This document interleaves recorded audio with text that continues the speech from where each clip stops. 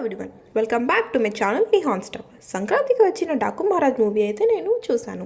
Story అయితే కొత్తగా ఏమనిపించలేదు, కానీ మన బాలకృష్ణ గారి ప్రీవియస్ మూవీ సమరసింహారెడ్డి మరియు నరసింహారెడ్డి టెంప్లెట్సే. స్టోరీ విషయానికి వచ్చేస్తే ప్రజెంటేషన్ కొత్తగా ఉంది, విజువలైజేషన్ కూడా కొత్తగా ఉంది.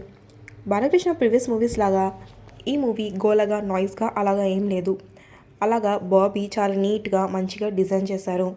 టాప్లో బాలే వచ్చే ప్రతి ఒక్క సీన్ ఒక ఎలివేషన్లా ఉండిద్ది. అండ్ ద విజువలైజేషన్ చాలా అంటే చాలా బాగుంది. నేనైతే ఎక్స్పెక్ట్ చేయలేదు. అండ్ ఆల్సో ఫ్యామిలీ ఎమోషన్స్ని బ్యాలెన్స్ చేసుకుంటూ each and every character has a best moment.